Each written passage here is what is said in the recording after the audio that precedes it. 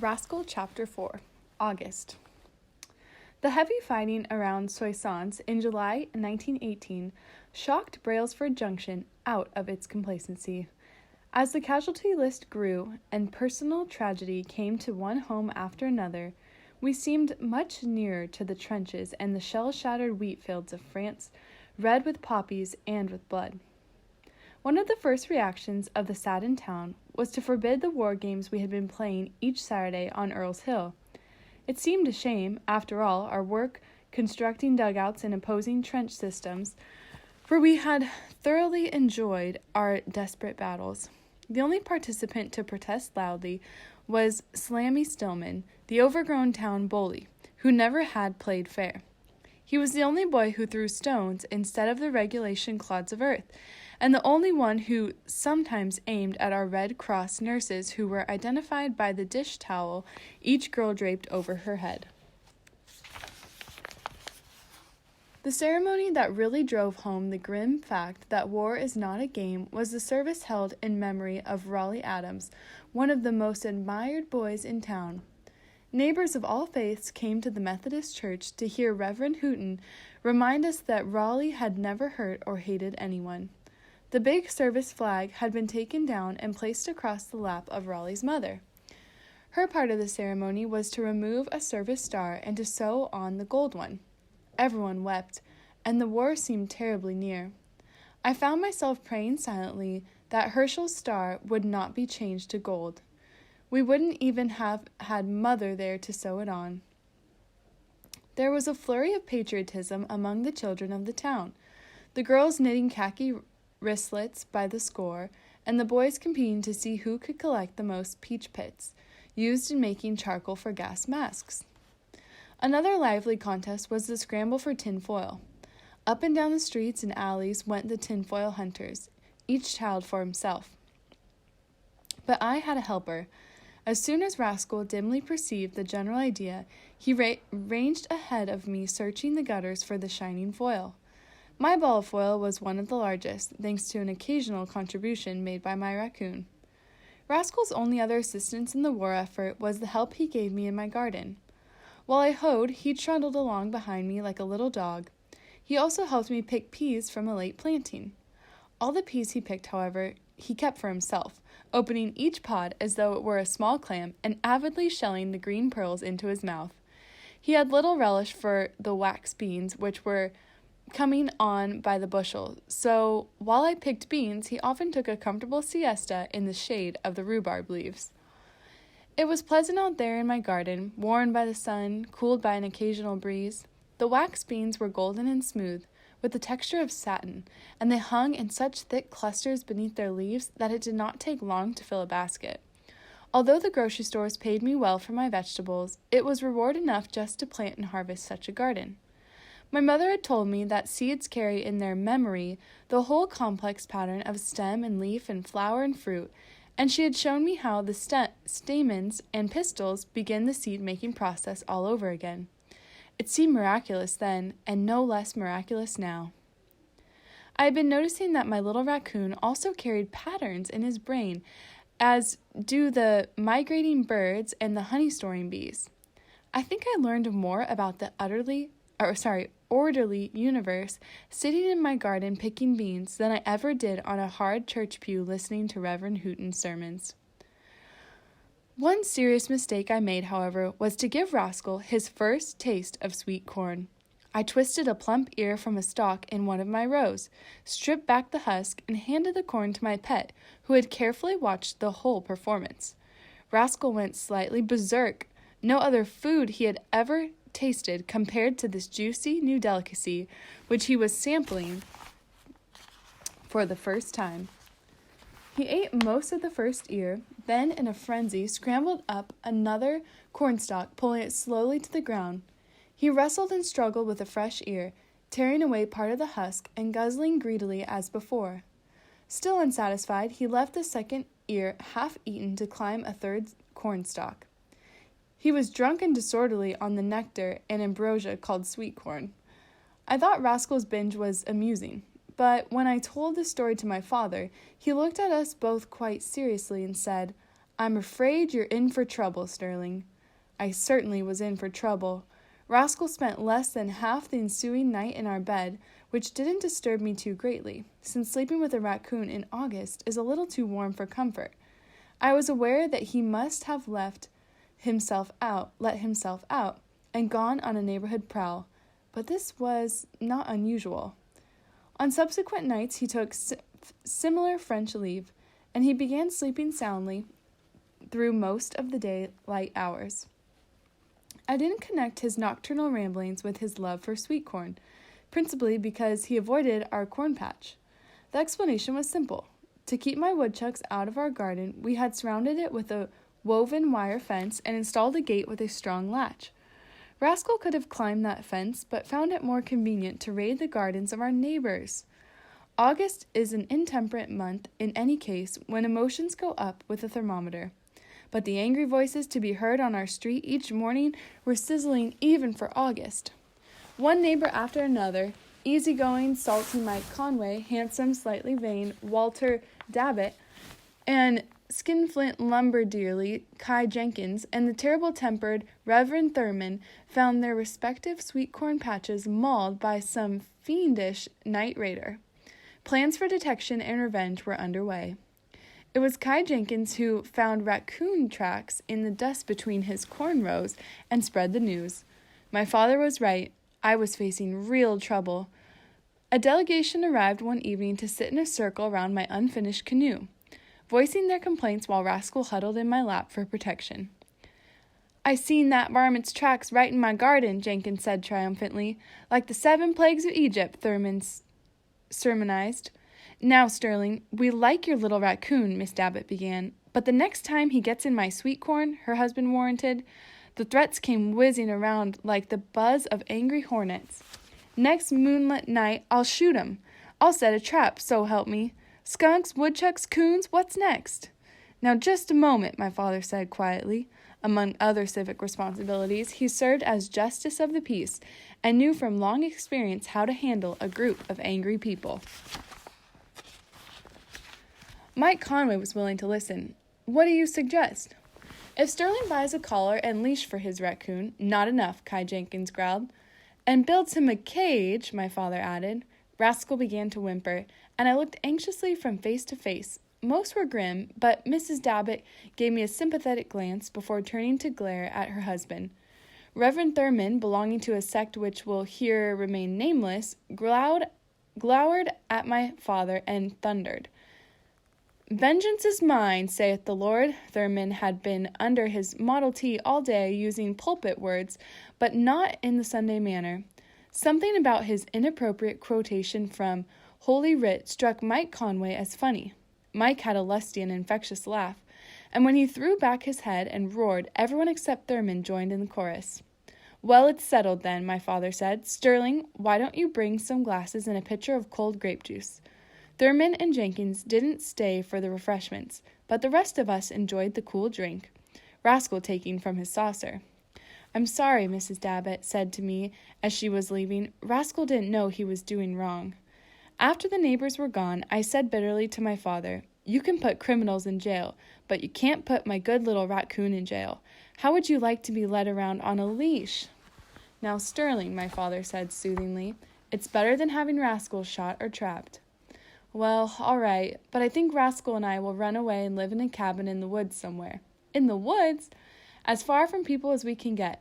Way up in the North Woods on the shore of Lake Superior, maybe." My father pondered this for a moment and then said, "How would you like to take a 2-week trip, all the way to Superior? Bring Rascal along, of course." "Do you really mean it?" "Of course I mean it. You can ask the Conway boys to feed Wowzer and take care of your war garden." I snatched Rascal from the rug and started dancing crazily, which didn't disturb my raccoon. He was always ready for a romp.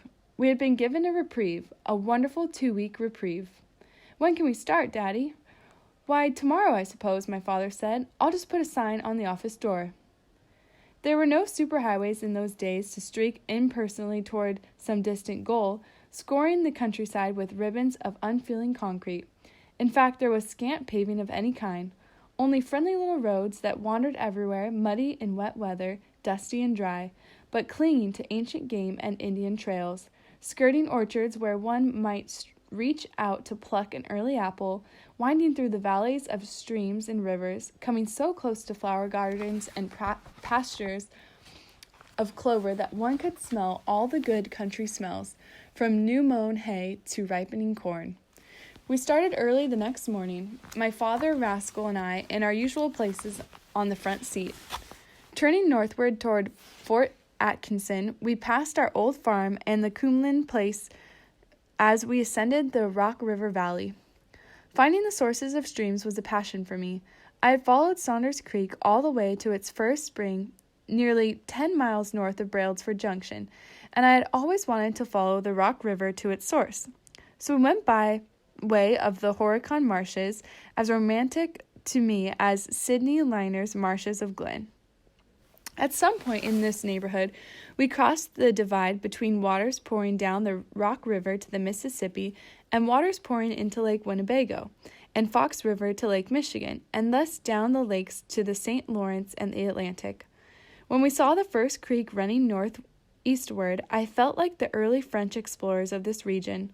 We skirted Lake Winnebago for many miles, from Fond du Lac to Neenah and Menasha, where Winnebago empties into the Fox, there to cascade in several major rapids on its winding journey to Green Bay.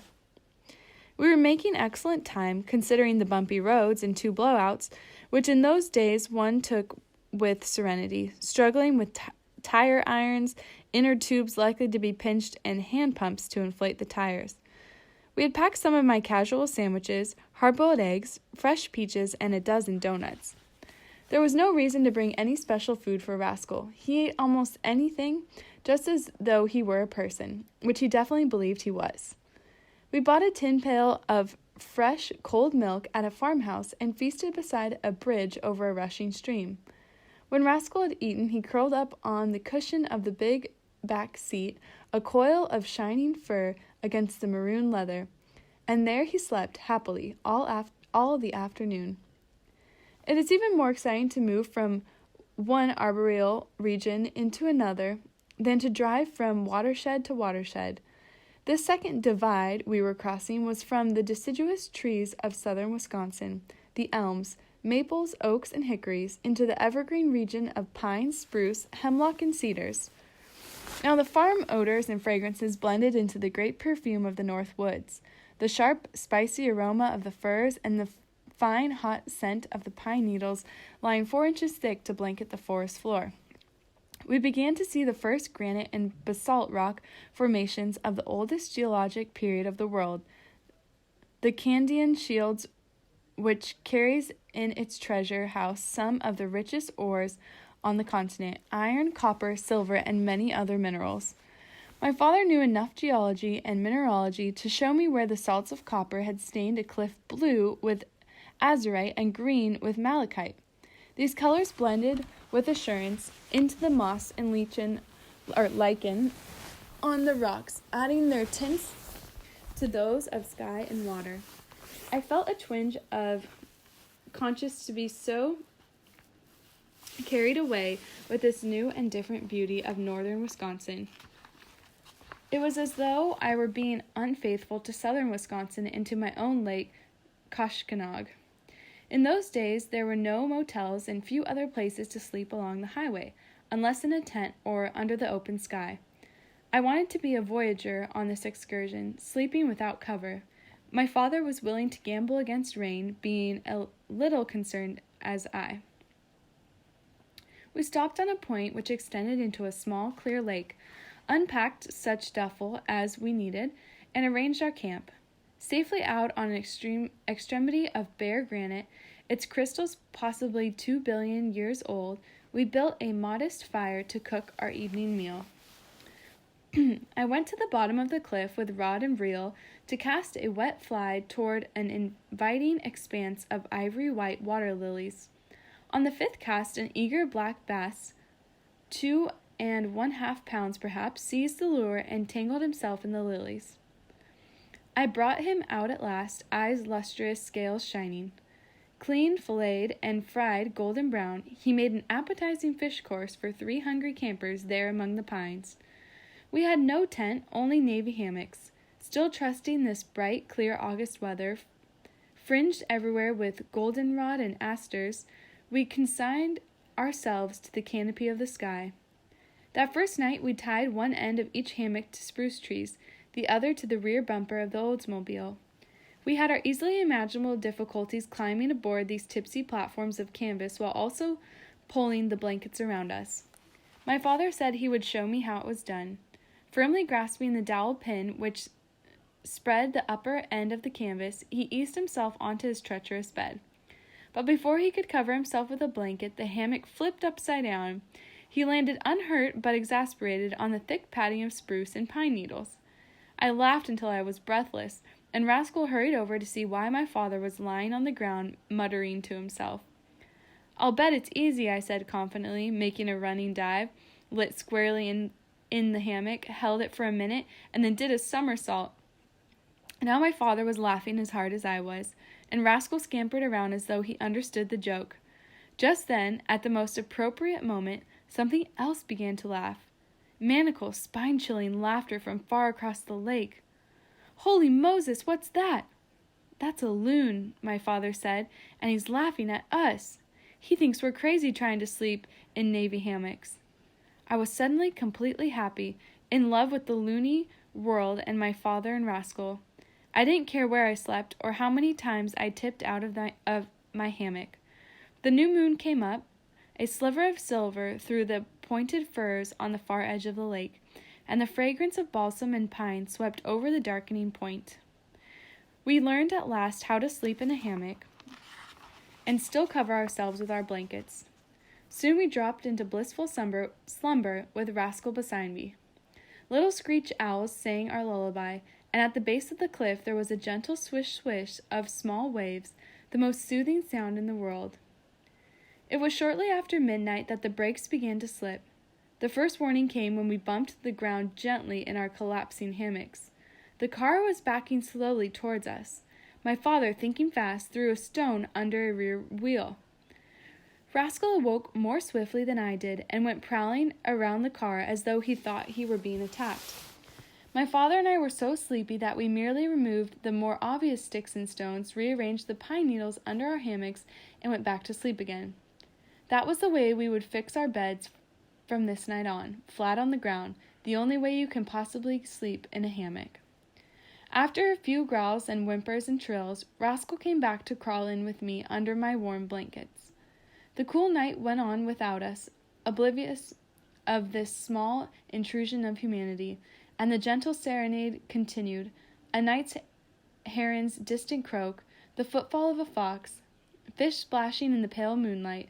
The sidereal universe went wheeling around us, pivoted on the North Star, which, as a very small child, I thought was named for us when Mother first had shown me the Great Dipper and the star towards which it points. We awoke at dawn, wonderfully refreshed by a night in the pine-scented air. My father said he felt a little stiff, but I challenged him to join us for a swim in the icy lake. We dipped, toweled dry, and raced up the path to the cliff, panting and laughing, with Rascal dripping gaily along behind. For breakfast we had bacon sandwiches and the remaining peaches, with black coffee from a granite-ware pot. As we sat munching our sandwiches, utterly contented, a very large bird came soaring over the lake. I spotted him first. "Look, a bald eagle!" My father watched the bird for several moments before he said, "No, son, but you were close. It's an osprey." "How can you tell?" "An eagle soars on straight pinions. The osprey has a slight bend in the wings. Our bird is only crested with white. The mature bald eagle has a head which is entirely white." Obviously, there was much I still could learn from my father, who explained complicated matters so simply. Rascal was begging for the last of my sandwich, standing on his capable hind legs, patting my cheek, and reaching for the food. So I lay on the ground at his level, and we looked each other squarely in the eye as we nibbled at either end of the bacon sandwich, growling softly, just for the joy of pretending we were fighting a little over the food we were sharing. Soon we were packed and off into the morning, through pine shadows and patches of sunlight which dappled a winding road through the forest.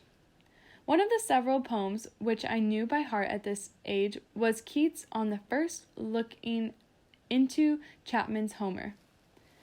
Then felt I, like some watcher of the skies, when a new planet swims into his ken. Are like stout Cortez, when with eagle eyes he started at the Pacific, and all his men looked at each other with a wild surmise, silent upon a peak in Darien. My sister Jessica, the poet of our family, had told me that it was probably Balboa, and certainly not Cortez, who had caught this particular glimpse of the Pacific. Her criticism did not lessen my admiration for the sonnet, however. I was still in that uncritical stage which allows for the enjoyment of poetry. We came upon Lake Superior with similar astonishment and wild surmise. An entire ocean stretching far beyond the horizon, as though a sapphire half as big as the visible sky had been set among granite cliffs and northern pines. The Sea of Sweet Water, as Radisson had called it when he had visited those shores in the autumn of 1659, is the largest and deepest of the great lakes. No cleaner, colder, or more crystal water will be found upon our continent. It is rightly named Superior, having no equal in the world. From our eminence above Chequamegon Bay, we could see several of the Apostle Islands blending into the far distance. As we hurried toward the lake, I found myself reluctantly admitting that this tremendous bowl of blue water was indeed more beautiful than my Koshkonong.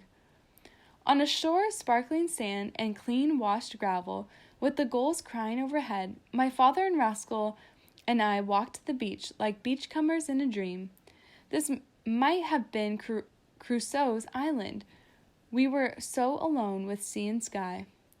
In a little pool made by an entering rivulet, my raccoon caught a gleaming minnow, which proved to be a trout, dappled with color.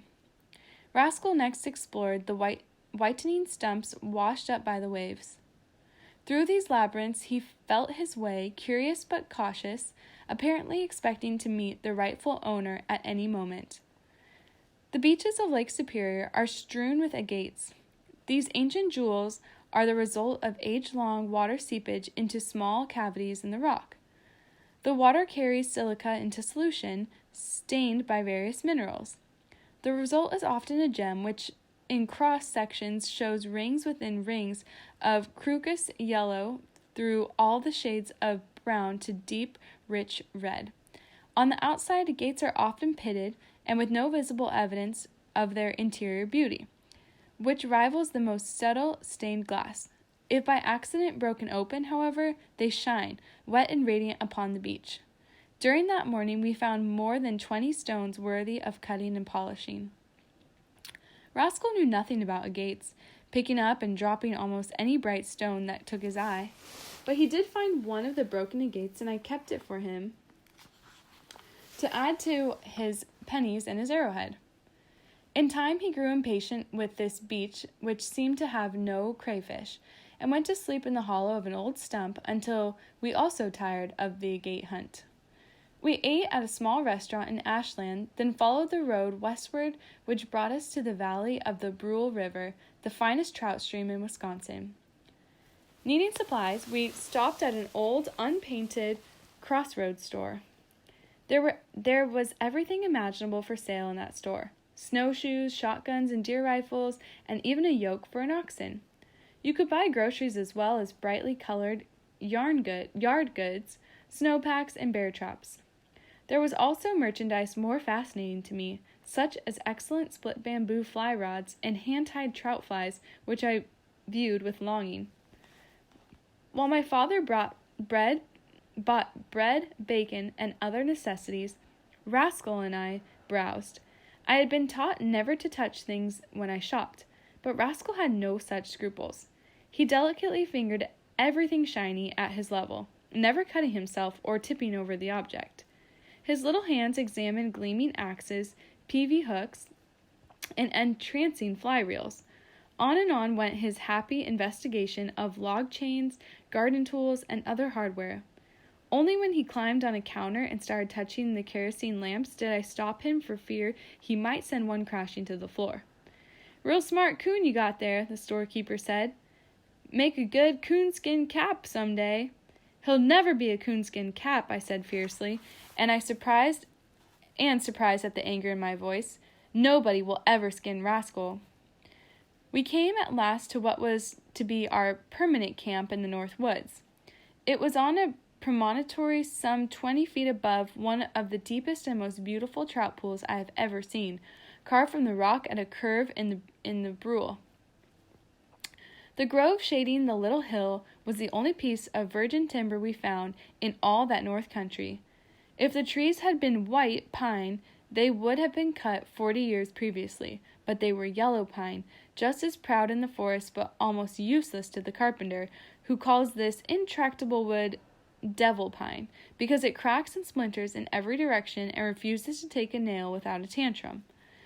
The nearest branches were at least 35 feet above us, and the forest floor beneath had no vegetation, only a thick carpet of pine needles.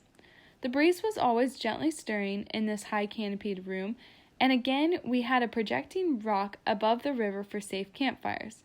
When the sun sank slowly westward through our pine-roofed mansion, we ate and prepared our beds upon the ground.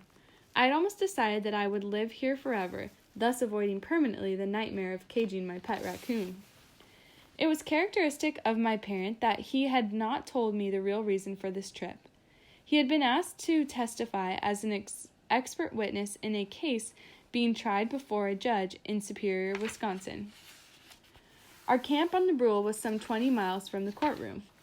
So each day the court was in session, my father would leave shortly after breakfast, taking his packet of notes and documents, and would return during the afternoon. I had no interest in legal affairs, and my father was tranquil concerning my safety. He knew that I could scarcely get lost if I stayed on the river or one of its branches, and that Rascal and I could swim if we fell into one of the deeper pools. Several recent showers lessened the danger of forest fires, and we had seen no sign of bears, neither footprints along the stream nor trees scratched or rubbed at bear's length above the ground. Despite the war in Europe, the world as a whole seemed safe in those days. We had left our house unlocked in Brailsford Junction. We seldom took the keys from the car. We trusted our fellow human beings, and particularly the creatures of the woods.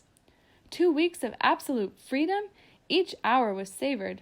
The very first day, Rascal and I found an opening in the forest where a sunny hillside was festooned with blueberries nearly as large and dark as grapes, their leaves lacquered deep red.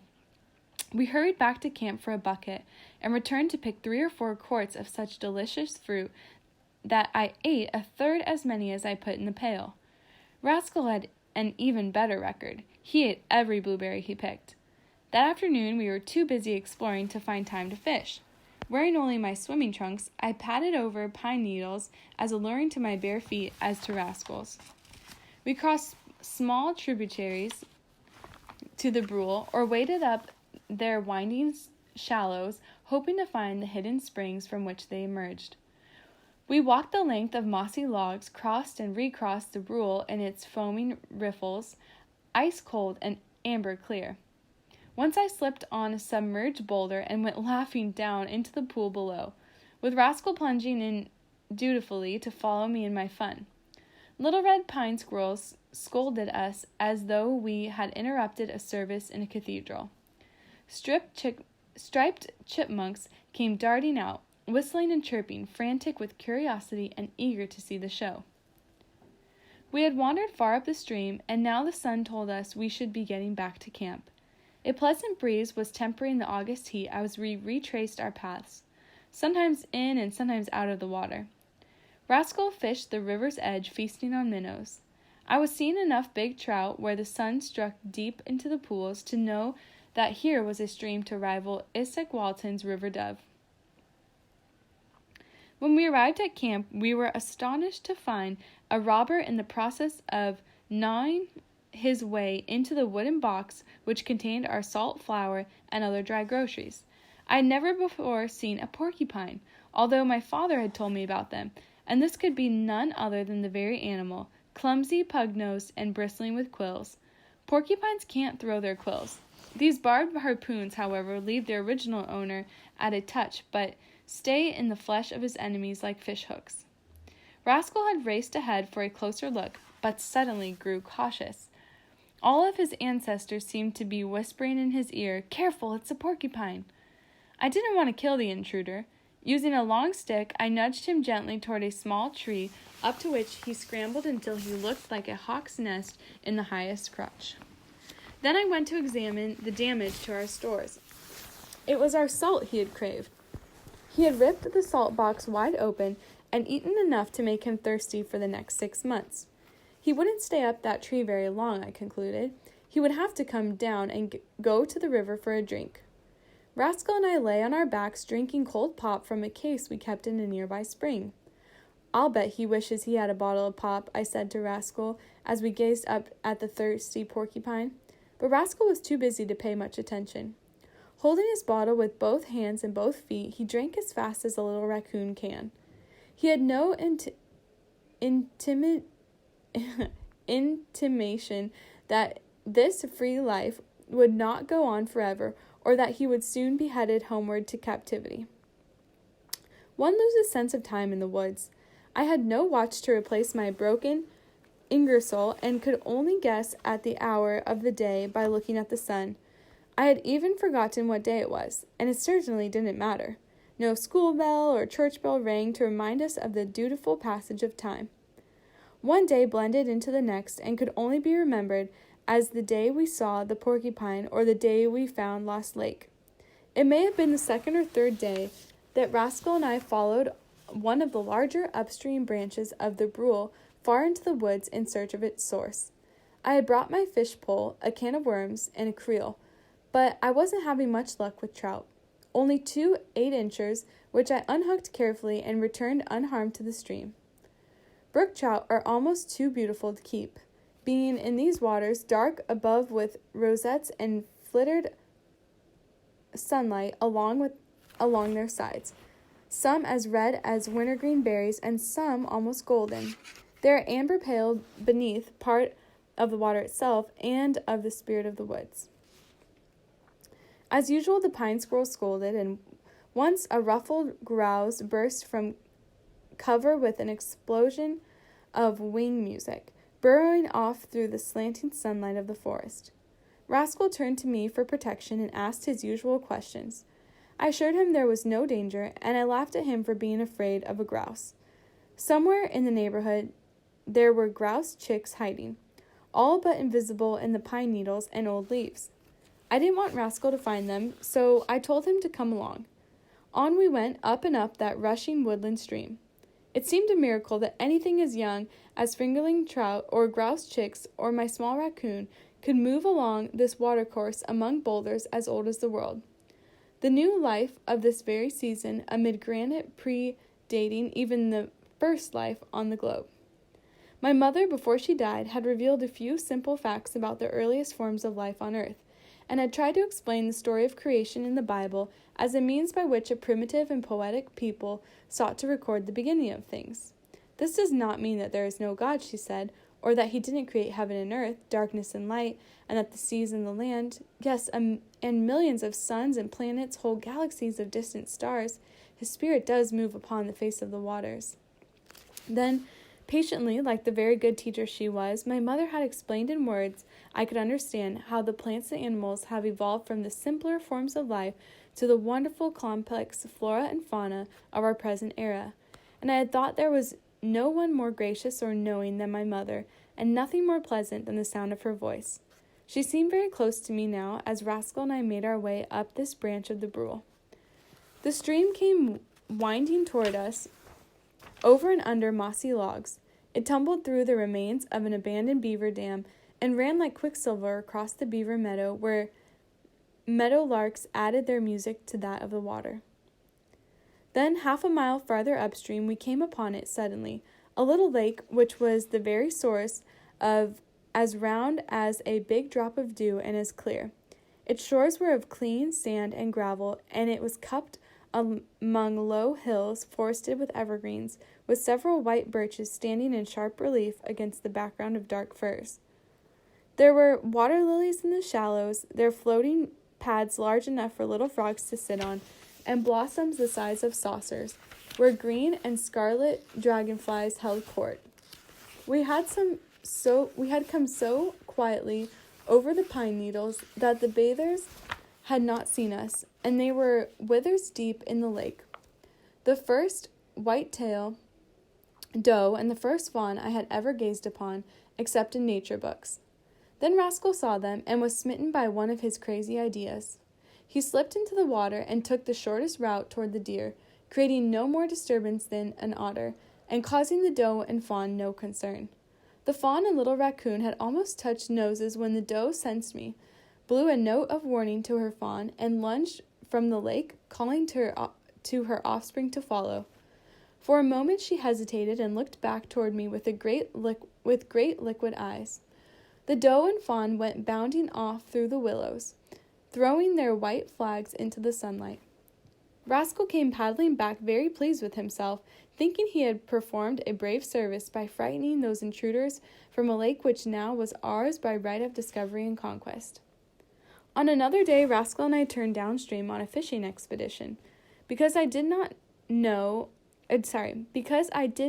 a fly rod and had never had an opportunity to master the difficult and delicate art of manipulating a dry flag, I substituted the next best lure, a wet fly which I cast as one does a bass plug, retrieving the streamer in short jerks as though it were a wounded minnow.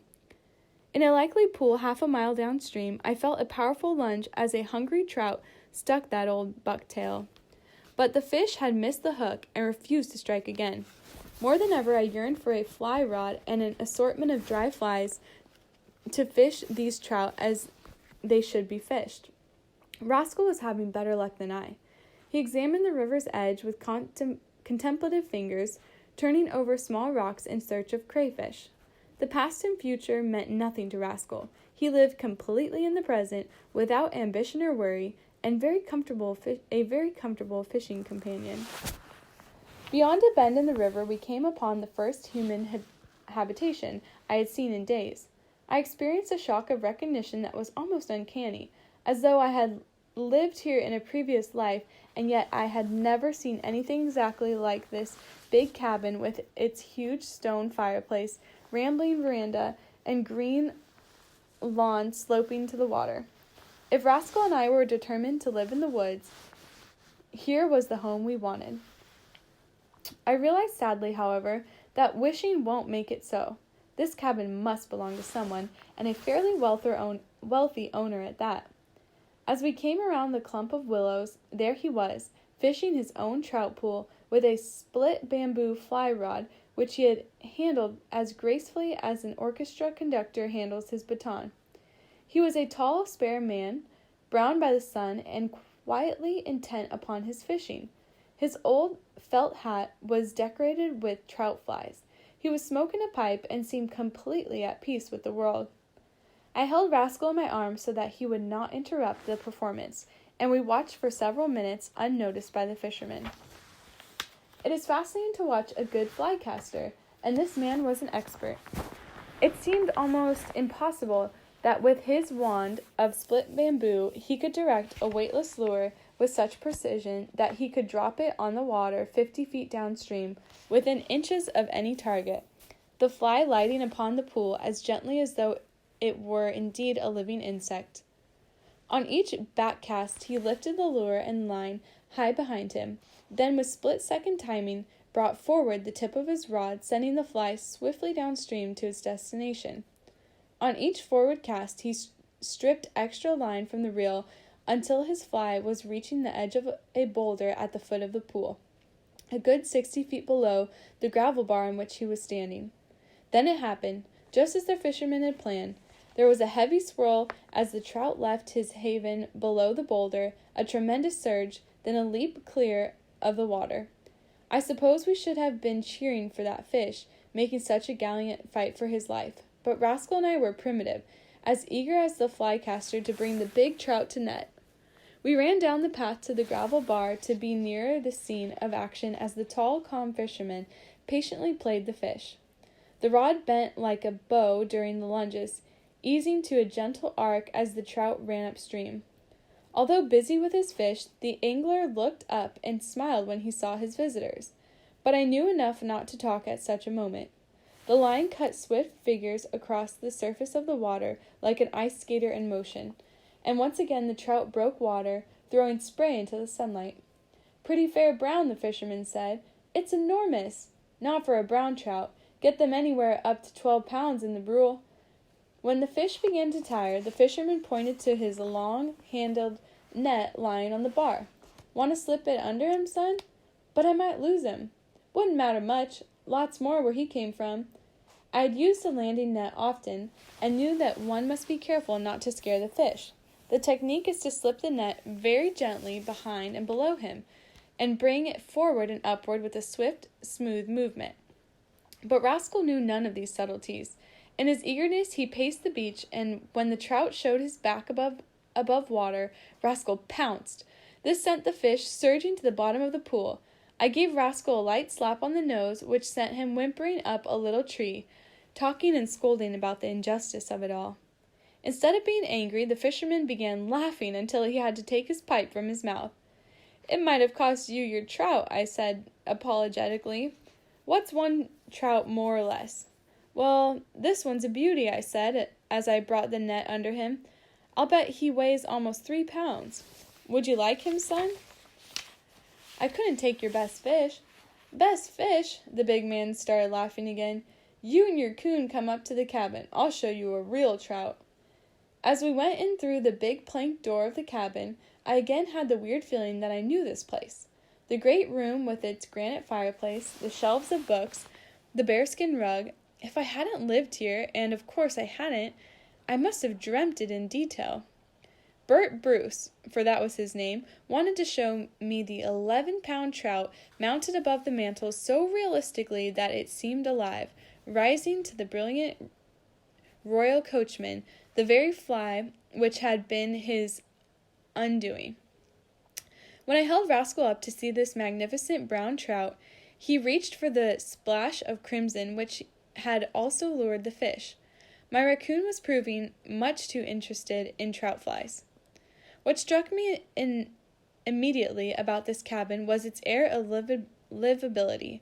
The great pine logs, some of them 40 feet in length, had been peeled and varnished.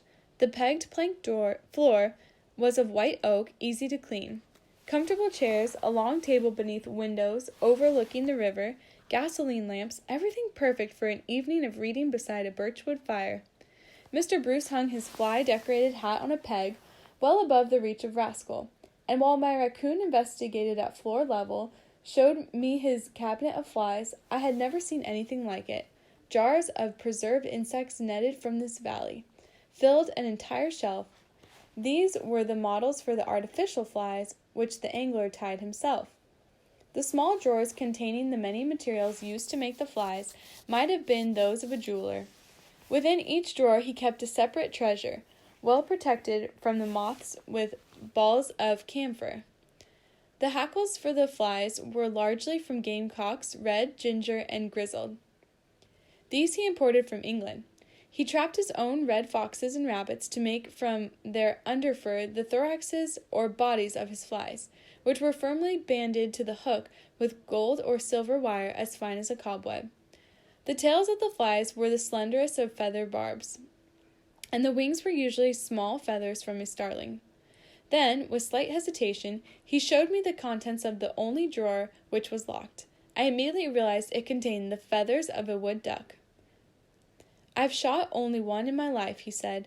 "I need these feathers. Can't tie some flies without them." There they lay, gleaming and radiant, the plumage of the most beautiful bird in North America. While I was learning about the art of tying flies, Rascal had found the bearskin rug. The head was mounted with the ferocious mouth wide open, and Rascal was sliding up, as cautious as a cat, ready at any moment to leap back if the rug had attacked him. I twitched the rug just once, and Rascal nearly fell over backwards. But his curiosity outweighed his caution, and he soon returned touching the bear's nose, running sensitive fingers over the fierce glass eyes.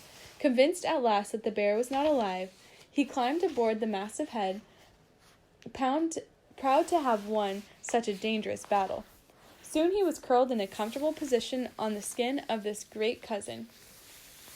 In another moment he was asleep. "Do you live here all alone, Mr. Bruce?" "Call me Bert," my host said. "Everybody else does. Yes, I live alone. Can't stand women folks around. Cranky clean." "That's the way I feel," I said. "Now you take my old sister. I live with her winters, and I like her. But when she comes up here, she dusts and scrubs and changes curtains and moves furniture. Can't lay a book down on the table. She puts it right back on the shelf." "I wish I had a cabin like this," I said. "Well, son," Bert said, "you can't get anything in this world without working for it. I ran a sporting goods store in Chicago for 30 years. Sold out and retired. I come up here from early May to late October, but I had to earn the money first." "I'd work all my life for a cabin like this," I said wistfully. "How about a ham sandwich for you and your coon? That would suit us just fine. Well, come along to the ice house and we'll cut a big slice of ham." I took Rascal with us to be sure he wouldn't get into mischief, and while we were in the ice house, Bert had a good idea. He wanted to see how much Rascal weighed. Taking his trout creel, he hung it from a scale permanently attached to one of the beams. Discounting the weight of the creel, he now lifted the amiable little raccoon into the wicker basket. Rascal weighed exactly 4 pounds and 3 ounces. "How old is he?" Bert asked. "Just about 4 months, I think." "Coming along fine," Bert said, lighting his pipe. "Gaining just about a pound a month. He'll be a big husky fellow before he goes to sleep for the winter." There wasn't any doubt about it. Bert Bruce was our friend. It seemed scarcely possible that 2 weeks had fled so swiftly, but one afternoon my father returned to tell me that the court case had been settled and that the following day would be our last on the Brule. For the first time since we had come to the North Woods, I lay awake for a while that evening, listening to the sawing of the wind high in the pines, realizing sadly that we must now return to civilization. I went to sleep with the happier thought that we still had one precious day, and I was determined to make the most of it.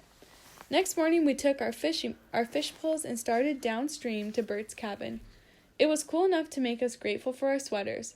The grass and low bushes in the little clearings were hung with spider webs, seeding with pearls of dew, and a few birches were exchanging their summer green for the pale gold of early autumn.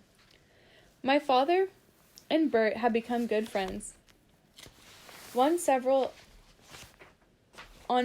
evenings they had talked about Indians and mutual passion, the Winnebagos, the Chippewas, the Crees, the Teton Sioux, and many others. While Rascal and I lay on the bearskin rug, Indians swirled noiselessly around us through the flickering firelight, dancing their war dances, hunting and fishing, moving forlornly to their reservations. For our pleasure on this final day, Bert had offered us the use of his canoe, and we were eager to try it. The Brule is mostly navigable by light craft from this cabin down to Lake Superior, and there are several excellent trout pools on these lower reaches almost certain to produce big fish. Bert saw us safely afloat, bid us farewell and good luck, and waved from his gravel bar. We rounded a bend in the rapids below his pool and cascaded through a tunnel of evergreens. My father was at the stern, and I in the forward seat. Rascal was convinced that he was the pilot. He stood at the prow peering downstream, as might an animated figurehead sniffing the breeze, watching the river and occasionally turning to give us brief instructions. As always, he loved speed and a slight sense of danger, cheering with the most satisfaction when we were running white water. My father had purchased his first canoe nearly half a century before from a Winnebago Indian. It was excellent, guiding us with swift strokes or the rudder-like action of the trailing paddle. I was also a competent performer, but less adept at the stern than near the prow. The canoe itself was as safe as a rowboat, 4 feet shorter than the one I was building, and twice as wide. It was a handsome craft, riding the water like a swan, and taking us lightly over the shallows where trout lay on the clean gravel, noising upward against the current. They were almost as invisible as a woodcock among brown leaves. There were very few good fishing places along the first quarter mile below Bert's pool, and I did not put aside my paddle to take my rod until we had passed the second bend. Here we found water so peaceful that we could cast our bucktail flies at leisure while letting the canoe drift slowly with the current. A noisy kingfisher disrupted our right to his domain, darting angrily across our path. His crest was erect as the war bonnet of an Indian. For perhaps 30 seconds a mink watched us from a sandbar, appearing from the underbrush and disappearing again so quickly that we might have doubted our senses had not all three of us seen him clearly. My father hooked a small trout, but returned it to the stream. As we left the pool, we again took our paddles to dart precipitously down another chute. Guiding this craft among the boulders, I thought happily of my own canoe at home, which some day would be ready for the water. My raccoon and I would be afloat at every possible moment. About a mile below Bert's cabin, Rascal's sensitive nose caught a scent that spelled danger, and he trilled a warning. Just then my father and I saw a blueberry patch that looked as though it had been hit by a small cyclone.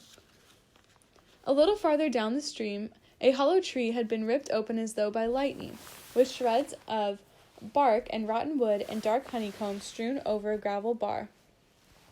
There could be no doubt about it. This was the work of a bear. Talking softly now and paddling quietly, we progressed cautiously over tranquil water around a wide bend in the stream.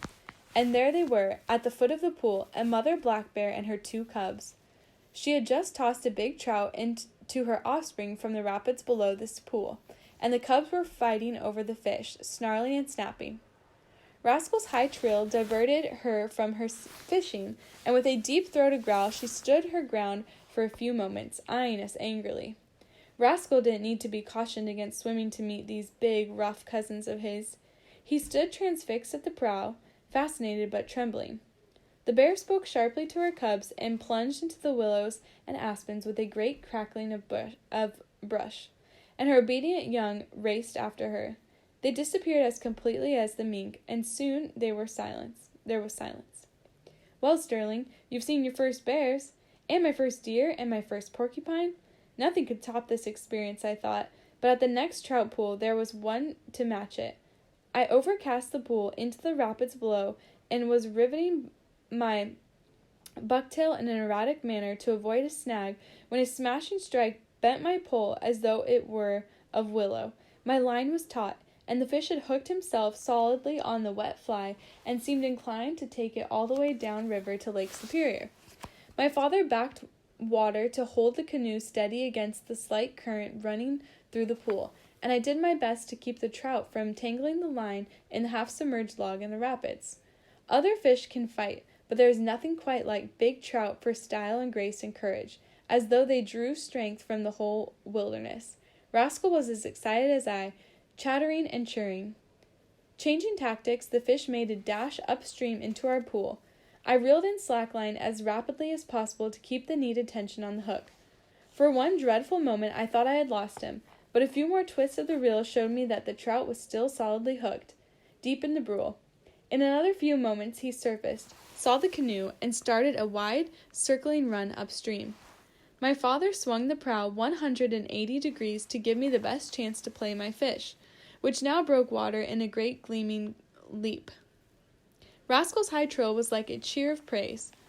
When at last my father slipped the net under my fish and brought him into the canoe, I found that I had a fine brown trout, one of the largest I would ever catch in a lifetime of fishing. By the scales in my tackle box, he weighed just over 4 pounds. He's as big as you are, Rascal, I said with delight. He's a beauty, Sterling. Shall I try for more? If you like. But as I put my fish on wet ferns in my creel, I decided I would leave all the other trout in the stream for that day. With pulse still beating a tattoo, I took my paddle, and we began the tough return journey against the current. Somewhere it must all be recorded, as insects are captured in amber, that day on the river, transcribed in brule water, written on the autumn air, safe at least in my memory. That was the best trout I had ever eaten. It made a feast that evening for the three of us, but soon after dousing our campfire, a wind arose, roaring through the pines and driving the cold rain like sleet through the dripping forest. We hastily packed everything in the car, put up the side curtains, and spent an uncomfortable night huddled on the seats of the Oldsmobile. Next day we started home through air washed clean by the storm. We were tired and damp, but replenished by 2 weeks among the pines of our magnificent North Country.